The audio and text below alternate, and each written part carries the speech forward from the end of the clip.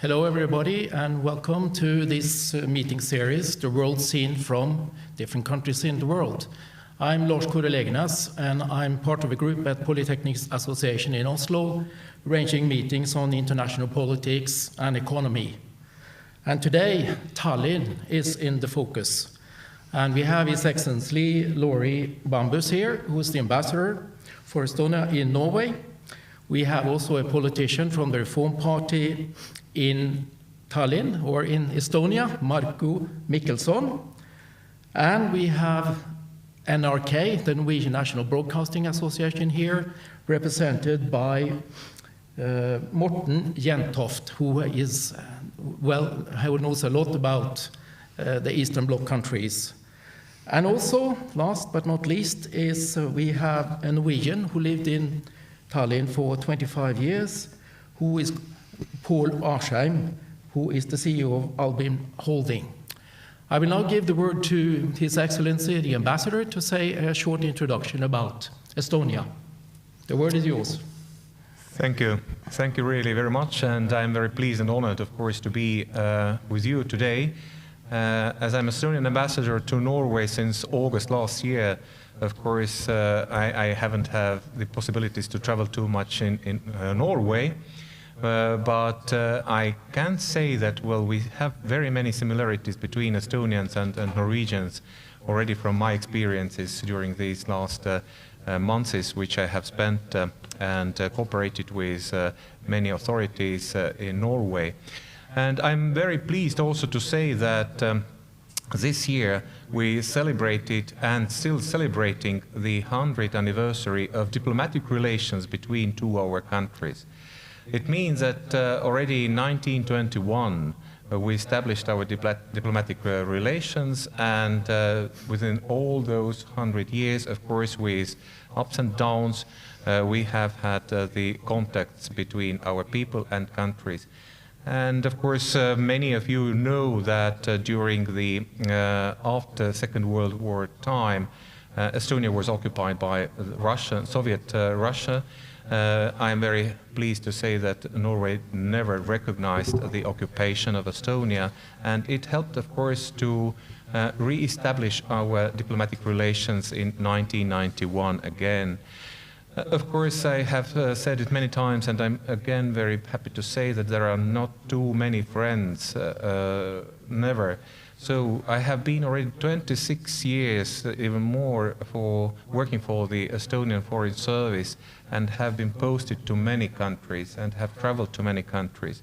And it's always great to talk about the friendship and cooperation.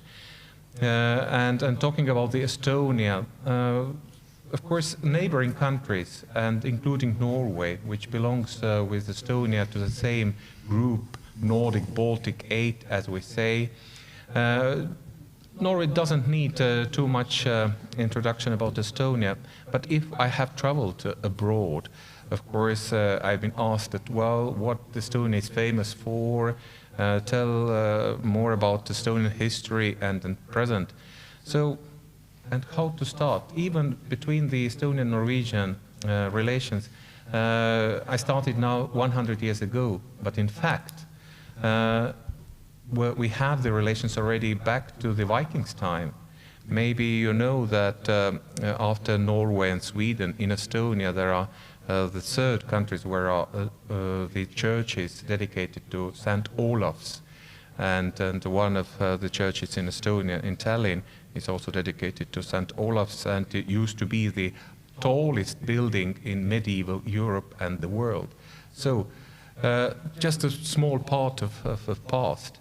But definitely I'm very proud of cooperation which we have these days between the Nordic countries, between our allies in Europe and NATO, because there are many issues where we are like-minded as it concerns the security and the foreign policy, but also we are looking forward to have close cooperation in economy, trade, business, and the topical issues such as climate changes, the democracy, the values in Europe and in the world, worldwide. So there are very, very many issues where we are cooperating with Norway and other like-minded countries. Estonia and Norway are also the elected members to the UN Security Council right now. So, of course, we may talk about the situation in Europe and worldwide as regards to security issues. But nowadays, as I mentioned already, security is not only the traditional one, so not only concerns the military things, but it also the world of cyber, IT, digital affairs, but also the climate changes, as I mentioned already. So the cooperation between Estonia and Norway and other Nordic countries are very, very wide. And if we are talking about the climate changes, I would like to also say that Estonia is also concerned about the situation in Arctic. Estonia is seeking the observer status in the Arctic Council since last year, and we are looking forward to having the ministerial in May in Reykjavik, which will decide how our cooperation will continue in this case. And there are also very broad kind of issues we are working on. So climate, about indigenous people, about the economy, about the education, about the young people. And last but not least, of course, we are now very concerned about the situation about the pandemic in the world.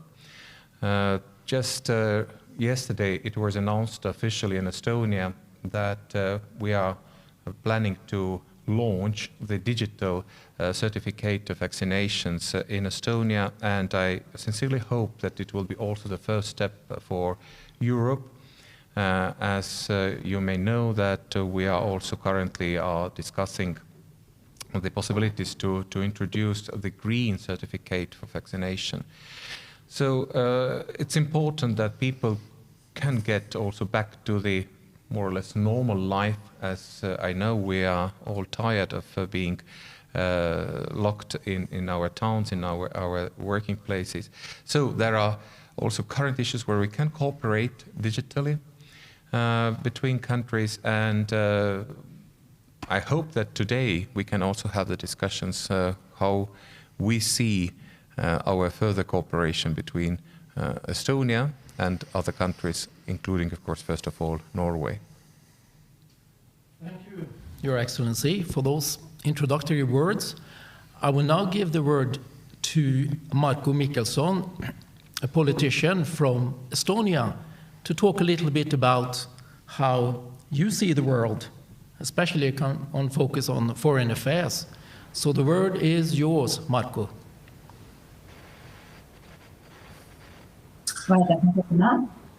Mihkelson, Michael Mihkelson. Yeah, hello, good to see you. Hello, Norway. Good greetings from very sunny Tallinn, Estonia. I'm happy actually to follow up what our ambassador in Oslo talked about, and actually, if I could say something about these very difficult 50+ years when we were occupied by Soviet Union, the only positive, perhaps, heritage from that time is that we, as Estonians, the people living here, are still constantly hungry for freedom, hungry for innovation, hungry to catch up with Norway, with other neighboring countries, and this has probably made us so successful in terms of trying new technologies and innovation. When Estonia was firstly declared independent state in 1918 on 24th February, and later on when we lost our independence during World War II, and then again at the beginning of 90s when we regained our independence, we never had the same opportunity what we do today as a small country. And this is a small country using new technologies, using this wave of digital change, we can actually mean in the world politics much more than ever before one small state could do. So I guess there are a number of good reasons to say that Estonia is on the forefront to offering kind of new possibilities. How people in different countries and different continents actually can interact with their governments, but also interact worldwide. As Ambassador mentioned, Estonia is trying on April to launch a digital vaccination passport, which could allow us to be more freely traveling and frequently traveling again as we would like to get back to the normalcy. But perhaps, as speaking as politician, perhaps one of the very unique examples what Estonia is famous of is a voting system, e-voting system, which is already in place since 2005. The only country in the world, actually, people can vote on national elections or European elections or local elections using internet for that. And already nearly 50% of people during the elections using this opportunity. But then talking about the catching up, for Estonia, we were extremely lucky. And we are lucky that we have so good and great friends and neighbors in the Nordic area, as Nordic countries, including Norway. And believe me, we have done well during the last 30 years. But Estonians are like kind of, I guess, very similar to you, Norwegians, that we never can really sit quietly and be lazy because the world is changing. And we know that if we are getting lazy, we will be in danger. And this is why, actually, if we look at those international rankings where Estonia is located at the moment, then perhaps a couple of examples. Economic Freedom Index, a worldwide economic freedom index. Estonia is ranked 8th in the world, Norway 28th at the moment. Or ease doing business, Norway is 9th, Estonia is 18th, and there are, of course, many other numbers. The probably most important one is, of course, that we still are not as rich as you, but if we look GDP per capita, Norway today $66,000 per year, Estonia $39,000. But believe me, this has been constant sort of struggle and priority for Estonian governments and different political forces, of course, to do everything what it takes to enhance our cooperation with our neighbors, and of course make it possible that Estonian people here live even better. But of course, to live better and to be able to fulfill the ideas and be positively thinking innovative nation, we of course have to pay attention to security and what's happening in world politics. And one point I would like to make before we go to discussion, further questions. We are living today within very, very dangerous world. And this is, of course, easy to say, but and perhaps there in the history have been several times when the world has changed dramatically. But these tectonic changes we are going through today affect everybody, not only us here in Estonia, where we are located very close vicinity with Norway has also border with our biggest eastern neighbor.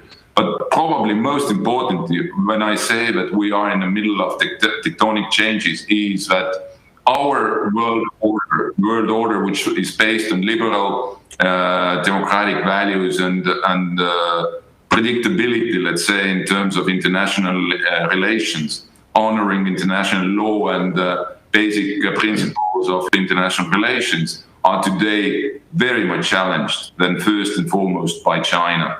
I probably will not exaggerate if I say that we are right now at the eve of diplomatic world war, if to say so, because what we have seen recently, even today or yesterday, actually, there are news coming telling us that there is more and more growing pressure from authoritarian states and big and powerful states like China, but also Russia, who would like to challenge our world order, which was established after World War II. And this is something which will affect, of course, us as a small countries first and foremost. And how to handle this situation, and how to defend our sovereignty, and how to defend our well-being is a key element. Again, what we learned from our very difficult history and from the past is that we never should be lazy, of course, in international relations, but first and foremost, we never should stay alone. We always have to have as many friends and allies and partners as possible. And this is why Estonia is very active, a small country in an international multilateral system, being member of NATO, European Union. Ambassador mentioned currently we're working actively as a non-permanent member at the United Nations Security Council. And our first and foremost priority is to preserve a world which had allowed us to actually become as successful as we are today. But again, we have to actually combine our forces and democratic Western countries and also Nordic Baltic countries together in order to first to understand how serious challenge we have in front of us and to tackle this together with common efforts. But I will stop at the moment, and of course I'm open for all kinds of challenging questions. Thank you. Thank you, Marko, for an interesting introduction here. And now I will give the word to Morten Jentoft to give us a short introduction as well about Estonia. The word is yours, Morten. Thank you very much. Let me see here now, if we can start with this picture here. When I was sitting down, preparing a little bit for this interesting event talking about Estonia, then I found this old picture. It's almost 30 years ago. And I was the correspondent then for the Norwegian radio and TV based in Finland, and I went to Estonia. And this is a very interesting picture, not very, I think maybe you won't recognize where it is, but this is not far from the town of Pärnu in Estonia. And this was actually the first place for training of the Estonian army. And in the forest here, they tried to organize the first groups of what it's called in Estonia, Kodinkaista. What is the name? Kodukaitse. Yes, yes. And I just heard some rumors that there was something going on there, or maybe it was my cameraman who told me this could be interesting. And I went there to make this story about Estonia trying to establish its own army in 1991. And for me, it's very interesting to see the development and to, of course, hear what Marko Mihkelson was talking about now. This is only 30 years ago, and if we are talking about the development of Estonia, I find this picture very interesting. What we have seen from this time to what has happened, what is happening in Estonia today, a very, very great development, but only 30 years ago too it was also. And a little bit about myself and my relation to Estonia. I didn't know very much about Estonia when I moved to Helsinki in 1990. Before that, I worked as a journalist in northern Norway, where, as Marko Mihkelson mentioned, also Norway has a common border with Russia, Soviet Union. And when I came to Helsinki in 1990, I very soon understood that interesting things were going on in the neighborhood. And my first trip to Estonia was in October 1990, and together with a Finnish journalist, we sat down at the newly renovated Palace Hotel at the main square in in Tallinn. That was the first pizza restaurant in Tallinn, and we had a meeting then with Roel Melk, who was at that time a journalist working for the parliament, and we were discussing the situation, what could happen, or how was the perspective for the future, and so on. And Roel, he didn't know what was going to happen. He said, well, we don't know what was going to happen, but we are only hoping that something will happen. And only 8 months after that, we had this situation here, and the failed coup in Moscow, and the situation was very tense at that time. Maybe both Marko and Laurie can tell their own experience about how it was for those who didn't know. The situation was unclear. Could it go that direction? Could it go in another direction? But fortunately, the coup failed, and after the failed coup, there was no point of return. Estonia had re-established its independence. I remember the late meeting in the parliament, Riigikogu, during the time I was in Tallinn there. And after that, Estonia has not looked back, and it, for me, who visited and who was there in 1990, 1991, it's actually unbelievable what has happened during these years in Estonia. There has been some tense moments. We have to jump very rapidly through the history. All the time we have had the tense situation, some kind of a situation between Estonians and the Russian-speaking minority in Estonia, still counting about little less than 1/3 of the populations. Many people have maybe thought that this situation is more tense than it is.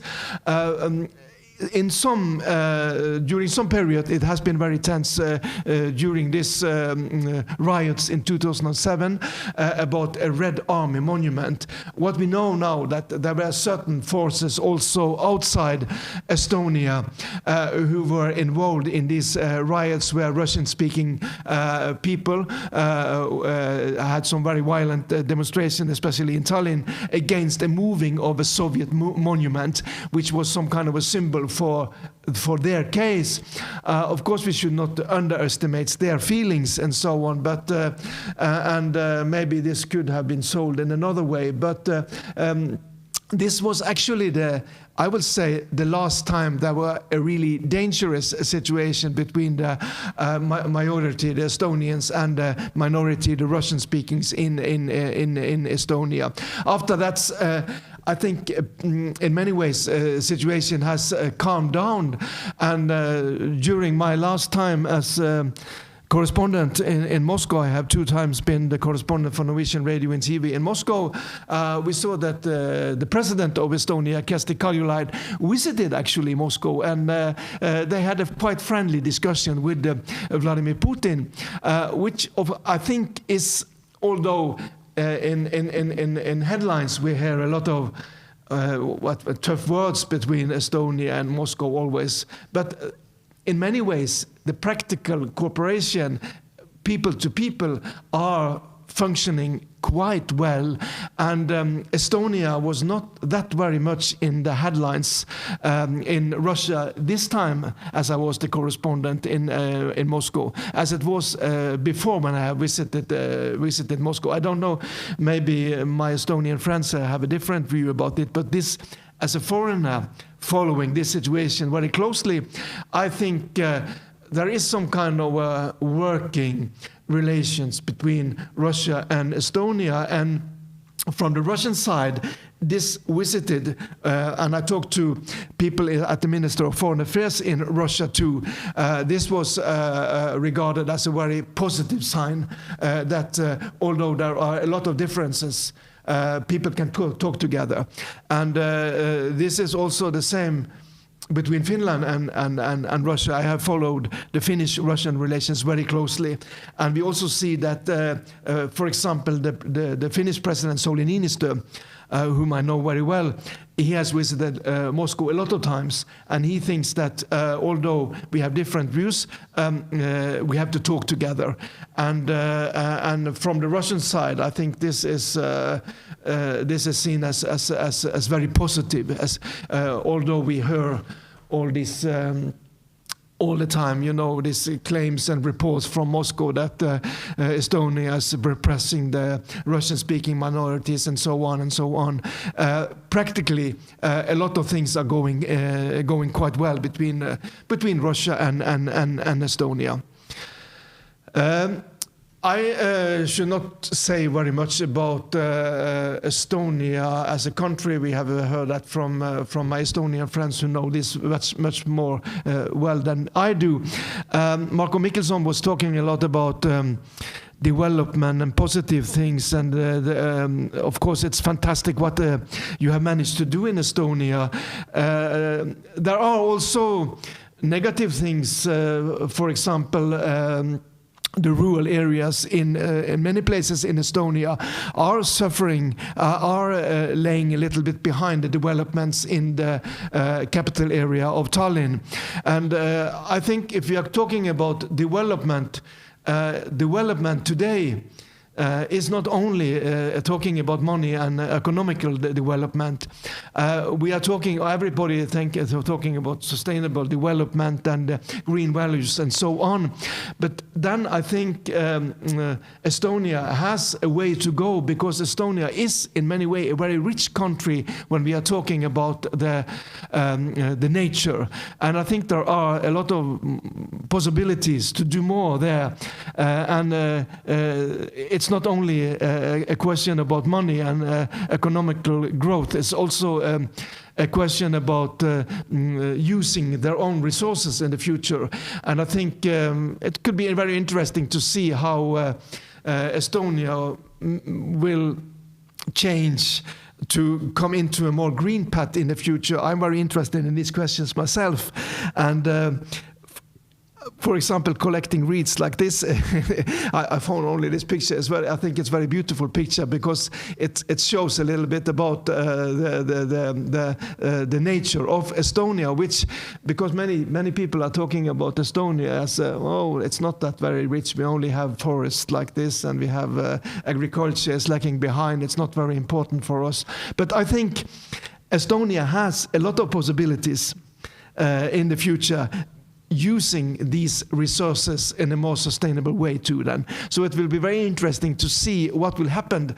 Of course you have reached a certain level now of standard of living, but standard of living is it's not only a question about how much money you earn per capita, but it's also a question about how you are living and how you are willing to, because we can't have growth forever in the future. Everybody knows about that. And maybe, I hope that maybe Estonia could be one of these countries to say maybe we now should stop, maybe we now shall talk about development in another way, because you have a lot of possibilities in these areas too. Because this is what, of course, this is the picture everybody knows about Estonia today, that you are a high-tech country.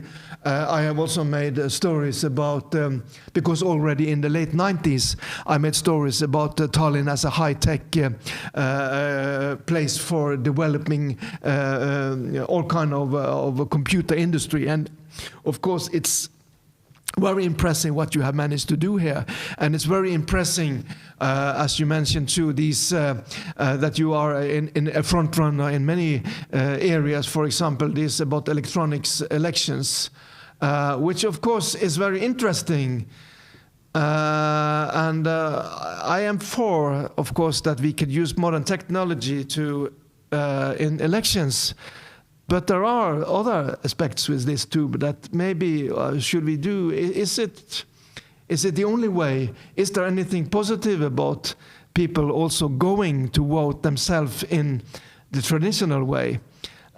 So it's positive, yes, it's a possibility also for other countries, but maybe we should have a more discussion about, is that the only way? Is this improving democracy, or could it be that we are actually disturbing some of the best parts of democracy by only placing democracy inside our houses as we are sitting now with our home offices? Estonia too, the economical developments. This is, of course, was one of the highlights for modern Estonia too. After 20 years, the introduction of the euro as your currency. You have also, like Finland, and as I saw before with the president, you have now also a female prime minister, Kaja Kallas, the daughter of another prime minister. A small country, of course. This is you have also, I think, your special elites already political, but it also. It also tells me that Estonia is in many ways a very developed country. I have yes. We can talk more about this. We have many people willing to speak here in this meeting. And I will now give the word to Paal Aschjem, who is a businessman who's been living in Estonia for 25 years. Tell us a little bit about how you see the world from Estonia as a Norwegian and business-wise. Thank you. Yeah, thank you for giving me the opportunity to coordinate this meeting, and it's appreciated very well. Let's start from the very beginning, why I'm here. Actually, it was in Soviet Union time in 1989. A friend of mine and from Norway started Junior Chamber Soviet Union. Quite unbelievable. And the president in 91, he came to our national convention in Norway, invited me over here. And 92, we started a company called No Rest, ingen hvile på norsk. That means also Norwegian-Estonian Chamber of Commerce later. So, and then after 2 years, we found out that why not move to Estonia, because they're very nice people. We started a different business, all from mail order business with Ivar Løge, and developed tool stores, developed 10 handyman shops. Then come all the Norwegians into the picture, like Lindstad Group, with Arve Grundekjønn, good friend of mine. We've cooperated with the Lindstad Group, and it was a very exciting time. And as you understand, since 92, definitely developed a country like this. I have also been quite active in some different organizations. I've been very active in this old JCI, Junior Chamber International, what I said, and I helped and organized the first ever Eastern European conference, the biggest conference ever still. We also had 2 years ago the World Conference with 4,700 members from all around the world promoting Estonia, which I hope Estonia will be benefit in the future. So for me, actually, Estonia was the home. I could live in Latvia or Lithuania, but I found that Estonian people are the most Scandinavian, kindly, a little bit stubborn, but that we all are sometimes. But I find it very, very interesting to live in Estonia, and I still do. That was a short introduction. Okay. And the other thing I like to say, actually, also from the investment point of view, is that we have a very, very interesting and flat system for taxing. We have 20% VAT, we have 20% income tax, and we have 20% dividend tax. Can't be more simple than that. And very predictable. Yeah. Thank you very much. That was a businessman's promotion of Estonia, and we know that is good. Let's now move over to a little bit a more dialogue on the most important matters for Estonia today. What are the current, how do you see the world picture, and what are the most current matters for you? We can start with the ambassador here. Thank you. As Mark already said, that we are always looking for the ranking in the world where Estonia is, that, well, how good we are, could we can be better, etc. And I agree with Morten, of course, we are not the best everywhere. And of course, we should work, for example, to minimize the pay gap between men and women in the work, etc. And also environmentally we can do better, etc. But I think that the cooperation with many countries in different international organizations shows how important is the cooperation, let's say, beyond our borders. It's not only Estonia or Europe which concerns us, and being the elected members to the UN Security Council, as I said already, makes us concerned about the world. So we are pen holders for Afghanistan, where Estonia has been already many years on the mission.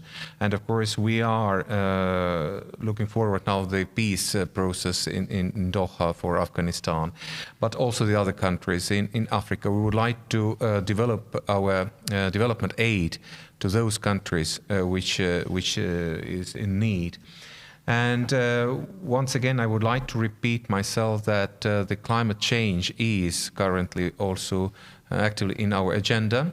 So I think that if we will be also approved as an observer state to the Arctic Council, we could cooperate closer to these countries which are already the members of the Arctic Council, and talk about the sustainable development of the region itself. And of course, now currently we are all facing the COVID. So I can't deny, of course, it's number one issue in Estonia right now. It's number one in many countries. So we have to find the ways how to get the vaccines as fast as possible, how to get the possible vaccination passports or certificates, however we call them, to get back this normality. So there are very, very many issues where Estonia would like to cooperate further with not only good and friendly countries, but also with those with whom we have disagreements in very many issues. So there were mentioned already many times our common neighbor, Russia. Indeed, we have many issues where we are disagree. Democracy, for example, etc. But there are also issues where we can cooperate, like Norway does. For example, the border cooperation, etc. So once again, there are many issues where we are now facing big challenges. Okay. Could I just ask one question? Because as a journalist, it's interesting for me then to hear from Tallinn. How do you react to these corona figures these days? Why is Estonia hit so hard with this now that, for example, the neighboring country Finland are talking about closing all the borders and so on? Is there any special things that you can see is behind this explosion of this corona figures in Estonia for the moment? Could you say anything about that?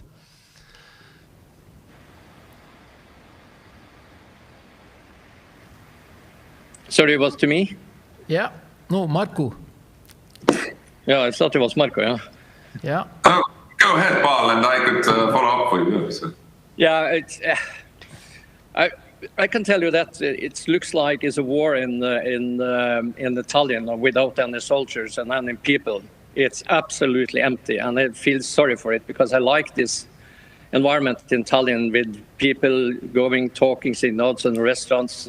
It's fantastic, actually. It's unbelievable. But now it's absolutely locked down. But how it comes, I'm not sure. But rumors saying, and I can a little bit believe it, because we have huge area called Lasnamäe. It's a lot of Russians. They're living very close together. We have the same in Norway and up in different places in Oslo. So it's very similarity to this one, because it's very difficult for them to keep distance and so on. But I don't have any good answer, sorry to say. It's very, very sad, that's all I can say.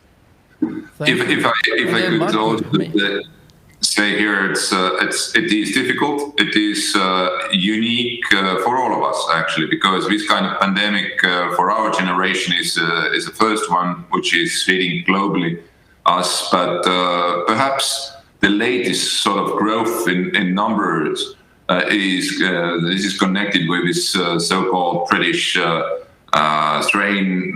We don't know yet. We don't have full picture.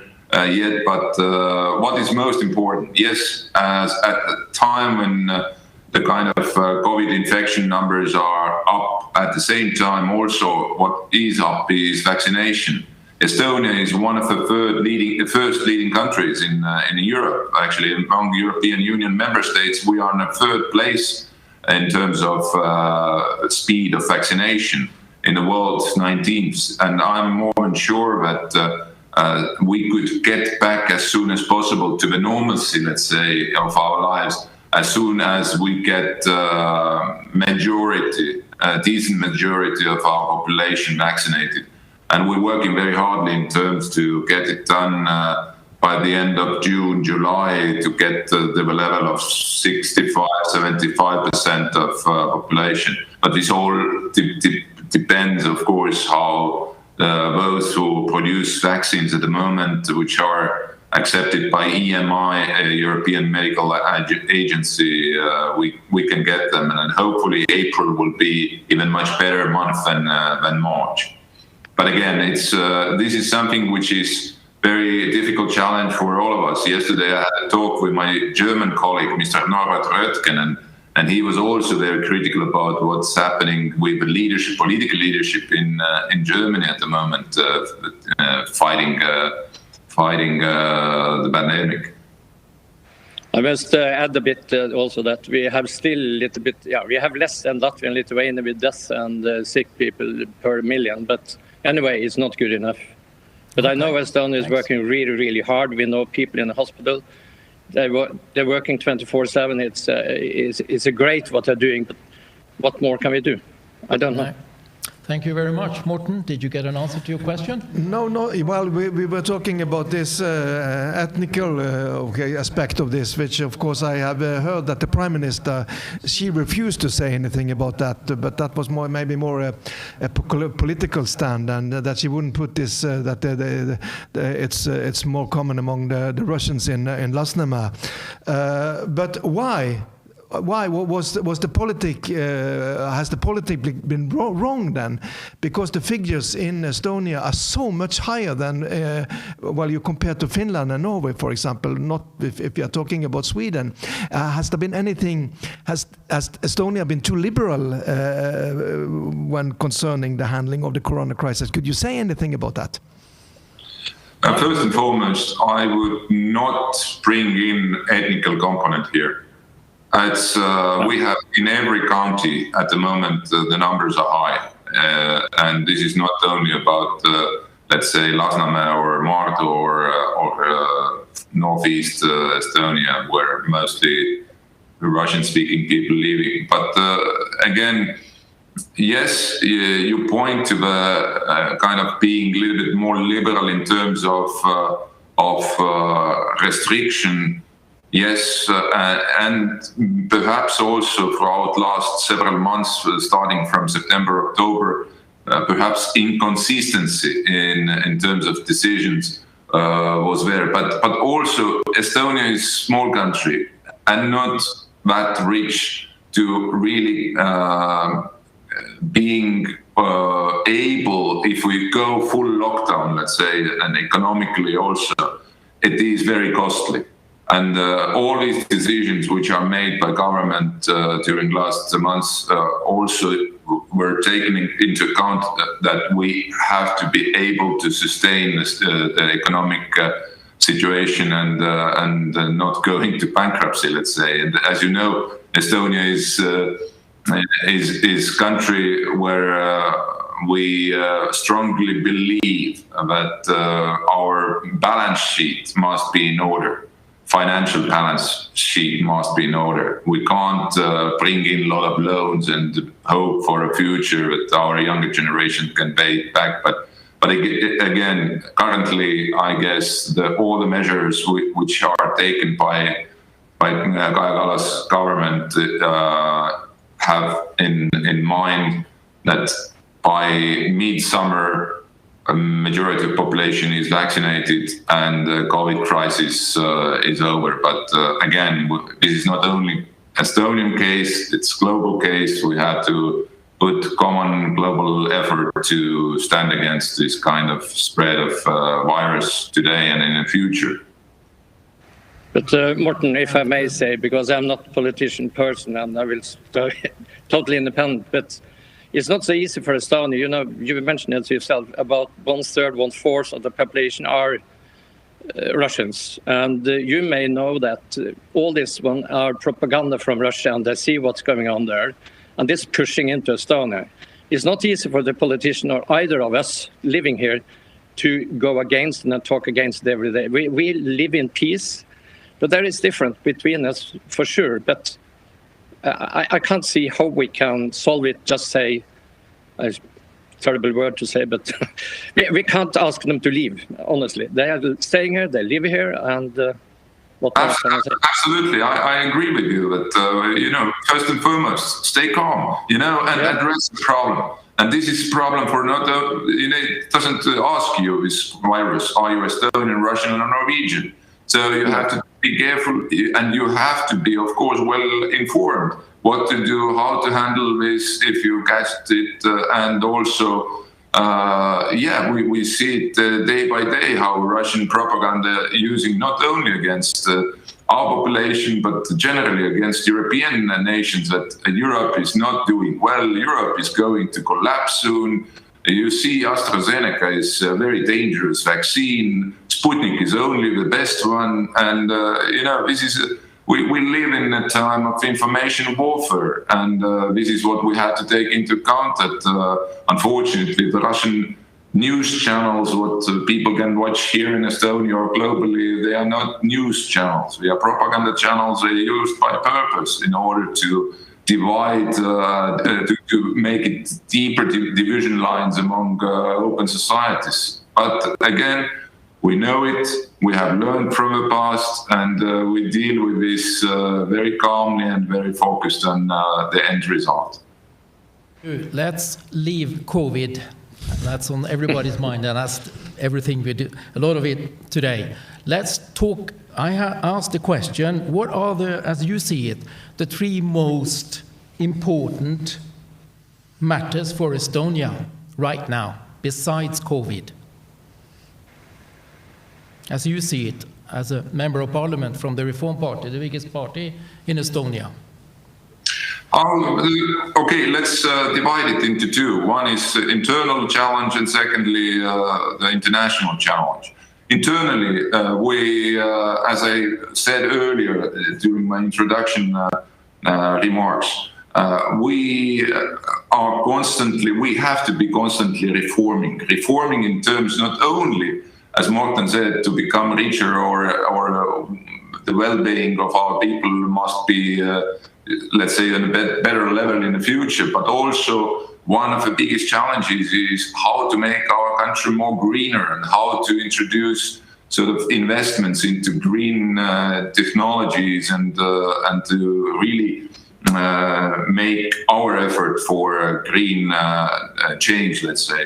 And this is where, of course, it comes into play our heavy industry, which is producing electricity from oil shale, and this is one of the areas of real challenge in coming years. And we do it together with funds from European Union, restructuring our economy and helping those people who are busy in that the area of energy, let's say, at the moment. Secondly, of course, it's while Estonia is benefiting a lot from digitalization, and Morten, don't get me wrong, the example of e-elections is only one from more than 2,000 different services, from e-health to mobile parking. And perhaps the most important, we have already for many years a system of e-signature. Here in Parliament, I don't give any physical sort of signatures anymore. So I give all through my mobile phone, digitally signed documents. And actually we save annually 2% of GDP doing this. And this is also very healthy for our environment, because we're not using that much paper anymore. Or secondly, tax declarations. It's time to give in tax declarations again for people, and it will take usually 2 to 3 minutes for them to submit it. So it is very, very important. But again, as technology is changing, dynamics is where we have to be catching up with a new possibilities, and of course be worldwide active promoter of cybersecurity and digitalization. And last but not least, internationally, as I said, the number of challenges commonly for us. Norway and Estonia are both members of NATO, and for small countries like us, both the international cooperation is so vital with our main allies like the United States and the European partners to rebuild strong transatlantic alliances. Key element at the moment, how to stand firm against those who will bully us. Authoritarian regimes who would like to impose their own rules. And this is serious. And we perhaps never before have faced at the same time so many different, multiple challenges. And only international cooperation can be way out from here. And this is why Estonia is putting a lot of attention to international cooperation, and among Nordic countries as well. We have excellently working format, Nordic-Baltic MB8, what Lauri mentioned at the beginning as well. And this allows us to be strongly together against those challenges. Thanks a lot. That's Morten. Do you have any comments on this? Now, I just have, you mentioned China. China is, of course, very interesting these days after last meetings between China and the US. And you mentioned your experience from the Security Council, that maybe in a global view, China is a bigger challenge to the established order in the world than Russia these days. Could you please say a little bit more about that scene from Tallinn? Yes, absolutely, I agree with you, because this is not only for us the kind of challenge today and the future, but I think for every democratic open society. Why? Because China is, yes, they are constantly telling to everybody that they are honoring international law, and they are not interfering with our relations and so on and so forth, for internal affairs. But what we have seen, of course, recently is that the growth of China in terms of the might of military might, economic might, and their interest actually to defend their own understanding of the worldview has brought them to the really kind of confrontational line with Europe, with the United States. This is what we saw, all of us, and what happened during Alaska meeting, so-called Alaska meeting, where the foreign minister of the United States met first time with this administration, Chinese counterpart. We never before heard these kind of messages coming from officials of Beijing. And that tells us that we have to be ready for a long, let's say, competition about the world rules of the world. And here only where we can really be successful, we have to work together in order to succeed with much freer economic, let's say, trade area of transatlantic and setting rules for artificial intelligence and standards in this regard for new technologies. But one perhaps area, what is important for Estonia, but also for other European nations, we have to invest more into research and innovation. This is something, and development, because this is something where we're lagging behind, and we see that China is really growing fast. But last but not least, China is commonly understood today as a main kind of trigger of a world, let's say, affairs in coming years, and so.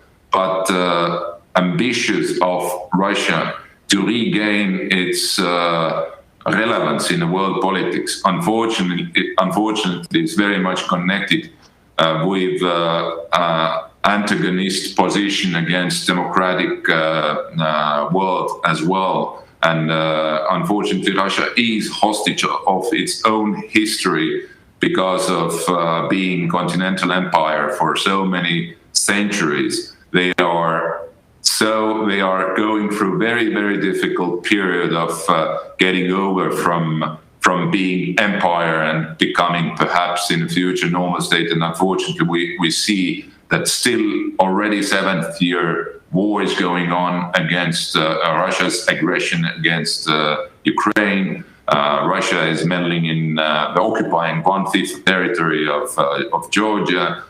Today is a very important day in Belarus, where people are celebrating 103rd anniversary of the Declaration of Independence, and we know that Belarus would like to be a democratic nation, which is also red flag for Russia.